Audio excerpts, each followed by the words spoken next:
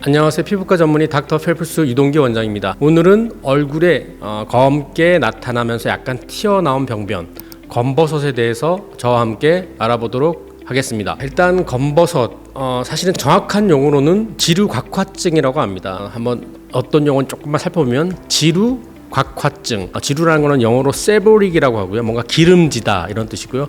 곽화증, 케라토시스, 뭔가 각질이 좀 두꺼워져 있는, 기름진 것들이 뭔가 각질이 두꺼워져서 불룩 튀어나온 병변을 지루곽화증이라고 하는데요. 이것은 어느 정도 색깔을 좀 갈색으로 나타낼 수도 있고, 어떤 병변에 있어서는 색깔이 그냥 피부색으로 나타날 수도 있는 것이 특징입니다. 제가 뭐 말로 설명했지만 제가 그림을 보여드릴 테니까 사진을 보시면 보다 더 쉽게 이해하실 겁니다. 대부분 오늘 시청자분들께서 다들 한 번쯤 보셨을 거예요. 나이 드신 분들 보면 주로 이게 관자 쪽에 이제 주로 발생하는데, 관자뿐만 아니라 얼굴 전체 또는 몸에도 생길 수 있는 것이 특징입니다. 주로 어르신 분들한테 주로 나타나는데요. 다들 보셨죠? 대부분 다 알 수 있을 겁니다. 문제는 이 지루곽화증이 초기에 발생할 때는 우리 피부암과 약간 헷갈릴 수도 있다는 겁니다. 자, 피부암 중에 우리가 주의해야 될 게 기저세포암 그리고 악성 흑색종 같은 경우에는 초기에 이것이 검버섯인지 아니면은 제가 방금 말씀드린 악성 종양인지 구분하기가 만만치 않습니다.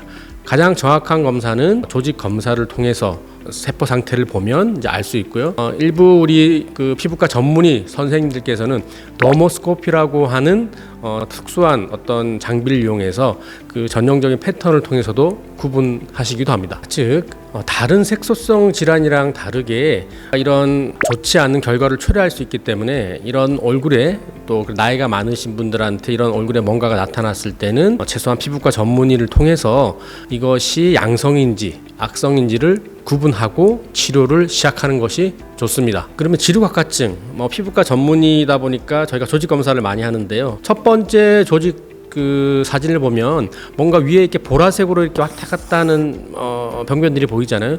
이것이 표피층인데 이것이 지나치게 발달되어 있는 것이 볼 수 있습니다. 지금 보는 소견은 지루곽화증의 초기고요. 자, 지루곽화증이 이제 시간이 지나다 보면 점점 위로 이렇게 볼록볼록 올라오는데, 이것도 역시 제가 지금 보여드리는 조직 사진을 보면 보라색으로 쭉 올라와 있는 것들이 보이죠. 그것이 이제 위로 이제 올라가는 것이 특징입니다.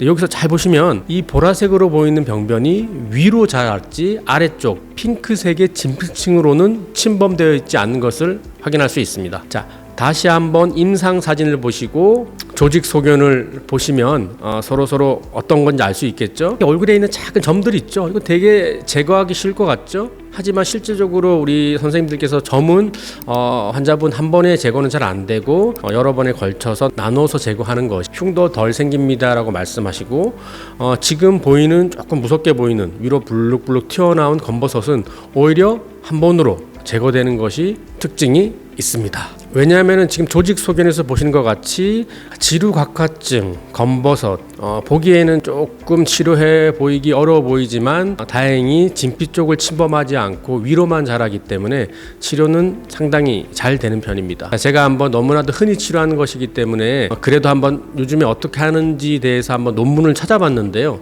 약간 의아스럽더라고요. 우리나라에 있는 피부과 전문의 선생님들 거의 대부분 CO2 레이저나 어분약으로 제거를 하시는데, 최근에 검버섯에 대한 리뷰 논문을 보니까 외국에서 가장 흔히 사용되는 방법은 액화질소를 이용한 냉동 치료였고요. 그 다음 많이 사용하는 것이 칼로 그 부분을 살짝 도려내는 쉐이브 바이옵시 또는 전기 소작술로 지지는 거였습니다. 확실히 최근에 들어서 피부과적인 치료에 있어서 한국이 선도적인 것 같아요. 한국 선생님들 중에 이렇게 제거하는 선생님들은 아무도 없을 겁니다. 대부분 레이저를 이용해서 깨끗하게 제거를 잘 하고 계십니다. 그런데 해외에 있는 선생님들이 과연 실력이 없어서 그럴까요? 그건 아닙니다. 해외, 특히 서구권에 있는 그 백인들의 경우에는 피부색 자체가 아주 하얗기 때문에 자외선이 피부 쪽으로 잘 침투하게 되고, 우리나라와 달리 어릴 때부터 계속 야외에서 많이 활동을 하는 그 생활 특성 때문에 우리나라와 비교해서 피부암이 워낙 많이 발생하는 국가들입니다. 그래서 아마 보다 정확하게 조금 더 침습적으로 또는 아까 말했지만 그 쉐이브 와이프처럼 어떤 살점을 떼어내서 조직 검사를 해서 정말 암인지 아닌지를 확인하는 것 같아요. 그래서 그렇게 치료를 조금 침습적으로 하는 것 같습니다. 어차피 이거는 위로만 자라는 질환이기 때문에 레이저를 사용하는데 저 같은 경우는 CO2 레이저보다는 어빔야그 레이저를 조금 선호하는 편입니다. 왜냐하면은 CO2 레이저는 레이저가 조사되었을 경우에 그 병변 를 넘어서서 정상 피부까지 약간 열쪽 손상이 어빔야그보다 좀 잘 되는 특징이 있기 때문에 저는 주로 어빔야그를 사용하고요. 단 어빔야그의 경우에는 너무 날카롭게 면도칼처럼 해당 부분만 제거하다 보니까 지루각각증을 치료하다 보면 진피층에 있는 혈관을 건드렸을 때 약간 피가 나는 그런 경우도 있지만 그것은 의사가 감수하면 되는 내용이기 때문에 저는 개인적으로 어빔약을 이용해서 보다 정교하게 그리고 주위 손상을 적게 치료하는 것이 맞다라고 생각합니다. 치료가 끝나면 대부분 선생님들께서 해당 부분에 듀오돈과 같은 수분 밴드를 붙여드릴 겁니다. 보통 하루 내지 이틀 정도는 계속 진물이 많이 나오기 때문에 그 붙인 부위가 이렇게 볼록 튀어나올 거예요. 그래서 어쩔 수 없이 하루에 한 번씩 이제 갈아 끼워야 되는데 한 3일, 4일 정도 지나면 이제 진물이 이제 적게 나옵니다. 그렇게 되면 밴드는 매일 갈지 마시고 조금 2, 3일에 한 번씩 시간이 더 지나면 4, 5일에 한 번씩 가는 것이 좋습니다. 밴드를 자주 가는 것은 세포 재생에 도움이 되지 않기 때문에 진물이 심하지 않다. 그러면 길게 1주가 지나서는 그 다음부터는 약 7일 동안 계속 밴드를 유지하는 것도 좋습니다. 자, 약 2주 정도 밴드를 붙이고 이제 그 디오돈 밴드를 딱 떼보면 핑크색으로 예쁘게 이제 제거된 것을 볼 수 있는데요. 이때 주의해야 될 사항은 아주 새살이 돋았기 때문에 이 부분에 일상생활에서 볼 수 있는 자외선을 햇빛 자외선을 받게 되면 이 부분이 염증 후 색소 침착이 생길 수 있습니다.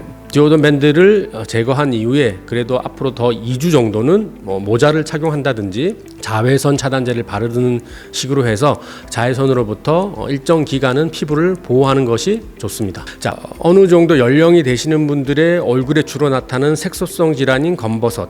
사실 색소성 질환이라고 말하기보다는 어떤 양성 종양, 양성 혹이라고 보는 것이 더 적절할 것 같아요. 그래서 비교적 제거가 잘 되는 이제 질환이기 때문에 걱정하지 마시고 병원에 내원하시면 선생님들께서 잘 치료해 줄 겁니다. 다만 우리가 어느 정도 50대 이상이신 분들이 얼굴에 과연 검버섯만 있을까요? 자, 그렇지는 않죠. 대개 검버섯, 얼굴에 흑자 또는 일부는 기미 또는 편평사마귀 이런 것들이 복합적으로 존재하는 것이 거의 대부분입니다. 그래서 제가 지금 말씀드릴 때는 어빔약으로 한 번에 끝난다고 했지만 실제 병원에 오시면 선생님들께서 검버섯은 어빔약으로 또는 CO2로 제거해 주실 거고 흑자 같은 병변은 각 병원에 있는 레이저 저 같은 경우는 피코 레이저를 주로 사용하는데요. 나노초 레이저를 이용해서 잘 제거해 주실 거고 또 일부 되게 작게 좁쌀처럼 돼 있는 편편사마귀 이런 것들은 CO2 레이저로 잘 제거가 됩니다.